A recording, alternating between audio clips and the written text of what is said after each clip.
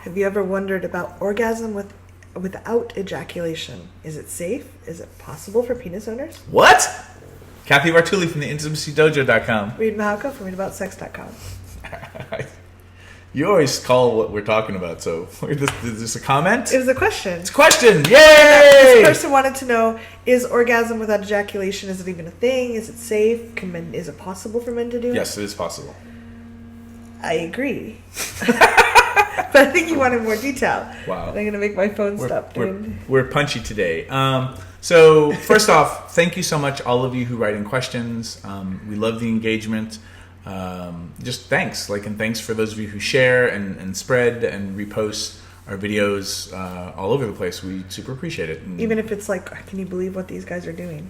well, I mean, we get that a lot. I sometimes can't believe that we're doing this. But today we're talking about non-ejaculatory orgasm for, we're going to assume, penis owners. Right. A lot of women are able to orgasm without ejaculation. Mm-hmm. Though I do know a few that can't. Yeah. There's lots of different, we've got videos talking about squirting and things like that. So the question here, the answer is yes. And where I came upon the practice of non-ejaculatory orgasm, or the seeking of the skill sets to make that happen, was from reading Mantak Chia's, one of Mantak Chia's Taoist sacred sexuality books, where it was talking about the cultivating and moving your chi and your sexual energy.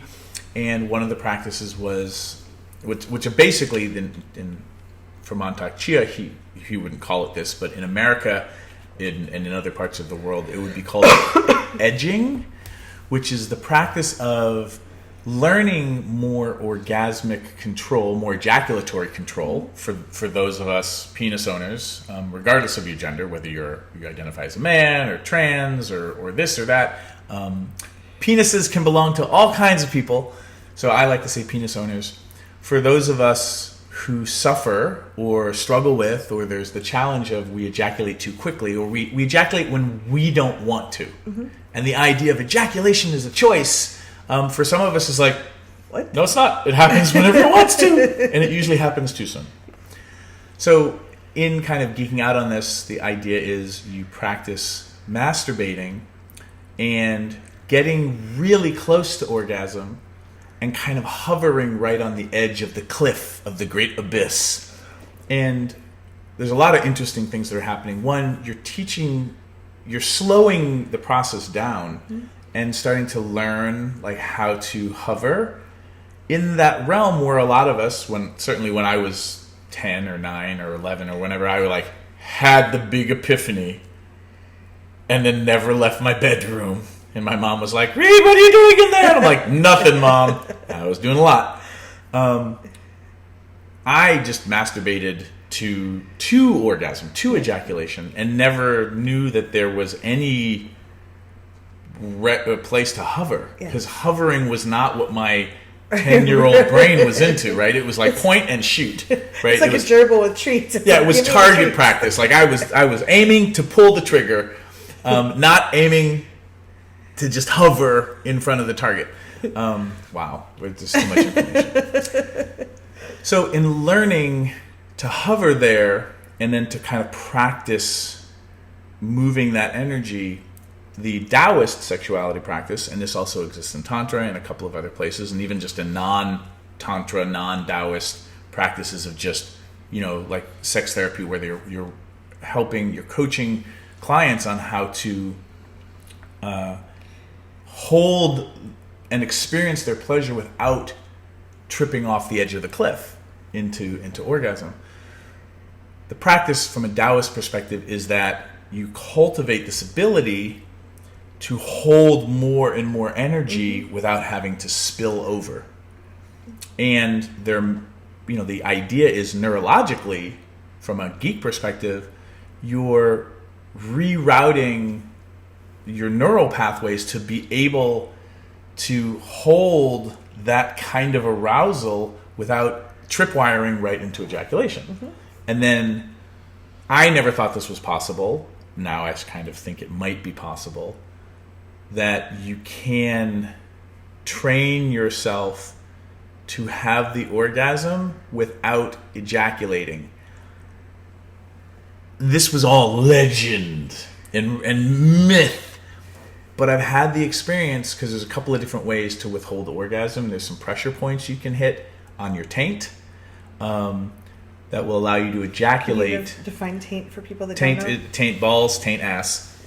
It's the perineum, the skin between your scrotum and your anus. And there's a pressure point you can press, which isn't so much a pressure point as you're actually pressing the tube that the semen comes down. You're pressing it up against some sinew that's there, and you're crimping it. So you come, but there's no ejaculation. There's no semen that comes out. That's kind of cheating because you're still coming. It just doesn't come through your urethra. But in doing that practice, you start to kind of learn, and I think you're starting to train your brain to eventually be able to not come, not ejaculate when you have the orgasm. So I'm not even there, and I've been doing this for a while. Granted, I don't practice this every day, but it's starting to feel like I might be getting to a place where now my musculature, my ability to kegel and squeeze to crimp the vas deferens, or not the vas deferens, the urethra, I might be strong enough to come but not ejaculate. And now it's starting to feel like I might actually be able to just tell my brain,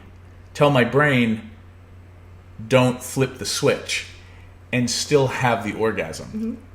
I think that's what all the masters talk about, and it might be possible, but I don't know yet. But it feels like I might start to be able to do that. I've played with someone who was able to do that. And oh, really? Yeah. The energy was there. The energy of the orgasm was there. I could feel that. But there was no ejaculate. Cool. Yeah.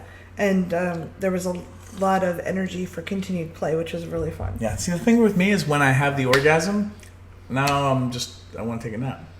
Ejaculation or no ejaculation. See, I used to be like that for myself. Mm-hmm. And then I learned to practice rubbing back up.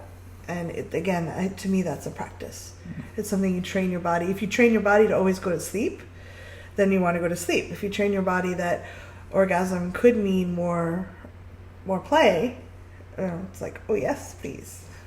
Mm-hmm. And then eventually you want to go to sleep because you're really tired. So, love to know what you guys think. Yeah, for me it feels like when I go to the buffet, and then it's like you eat, and then when you're training yourself to when you sit down to be hungry again. I don't know. Tricky stuff. And Americans and other countries, we don't talk about this. So what do you think? What are your thoughts? All this esoteric, cool stuff. Yeah, leave comments below. Thanks for asking questions, too. Thanks for watching. If you'd like to subscribe to my social media, it's right there. And please subscribe to this channel there. If you'd like to see more goofy Reid and Cathy, there's more videos there. See them. Why are they there?